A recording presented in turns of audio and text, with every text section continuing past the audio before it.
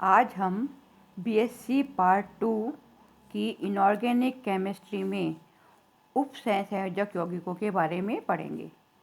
तो उपसंयोजक यौगिक क्या होते हैं, कोऑर्डिनेशन केमिस्ट्री क्या है, उन कंपाउंड की स्टडी है जो धातु और लिगेंडों के मध्य बनते हैं। तो ये जो लिगेंड हैं कोई अणु या आयन हो सकते हैं जो कि धातु से जुड़ते हैं। तो धातु संकुल वो इकाई है जिसमें लिगेंड और धातु बंधे रहते हैं। जैसे इसमें एग्जाम्पल दे रखा है प्लेटिनम का है, platinum Cl2NH3 whole twice.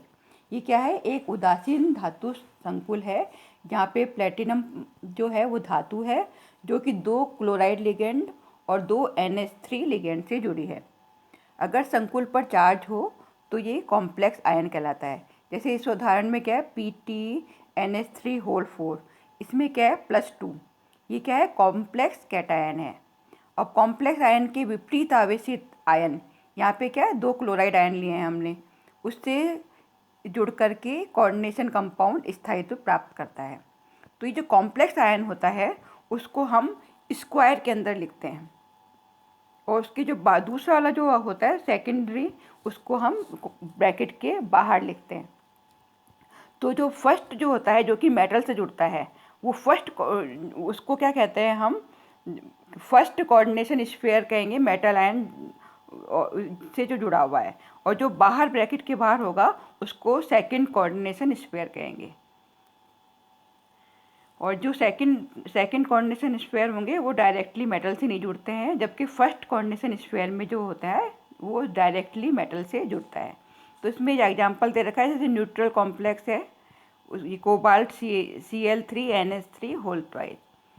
Complex cation का एग्जांपल दे रखा है, कोबाल्ट NH3 होल 6, 3+ आयन है, इसमें पॉजिटिव आयन है।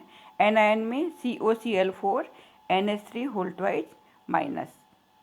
ठीक है, तो इस तरह से ये अलग अलग कोऑर्डिनेशन कंपाउंड के एग्जांपल हैं। तो एक कॉमन मेटल कॉम्प्लेक्स इसमें एग्जांपल दे रखा है AgNH3 होल ट्वाइस प्लस का, जिसमें कि Ag+ ion neutral ammonium molecules के साथ में मिक्स होकर के पहले कैटायन बनाएगा, फिर ये जो है H2O3 माइनस लिगेंड से मिलकर के दूसरा एनायन बनाएगा। तो ये जो जियोमेट्रिकल अरेंजमेंट होता है उससे मेटल सेंटर अफेक्ट होता है, और उसी से इनकी जो गुण हैं वो प्रभावित होते हैं। तो कंपाउंड जिनके सेम मॉलिक्यूलर फार्मूला होते हैं वो आइसोमर्स के रूप में रहते हैं। जैसे इसमें ज्योमेट्रिकल जो आइसोमर्स हैं उनकी क्या होती है, ज्योमेट्री डिफरेंट होती है, और जो कि आइसोमर होते हैं जो कि एक दूसरे की मिरर इमेज होते हैं, उनको क्या कहते हैं, ऑप्टिकल आइसोमर्स। तो ये 2 प्रकार के आइसोमर्स होते हैं। तो ये जो कोऑर्डिनेशन कंपाउंड्स हैं उसमें जो ज्योमेट्रिकल आइसोमर हैं उसमें क्या होता है, एक जो लिगेंड हैं धातु आयन के इर्द गिर्द एक निश्चित ज्यामिति में इस प्रकार व्यवस्थित रहते हैं कि वो कम से कम प्रतिकर्षण महसूस करें। तो जो केंद्रीय धातु आयन के चारों ओर जितने लिगेंड जुड़ते हैं वो उस संकुल की उपसंयोजक संख्या या कोऑर्डिनेशन नंबर कहलाती है।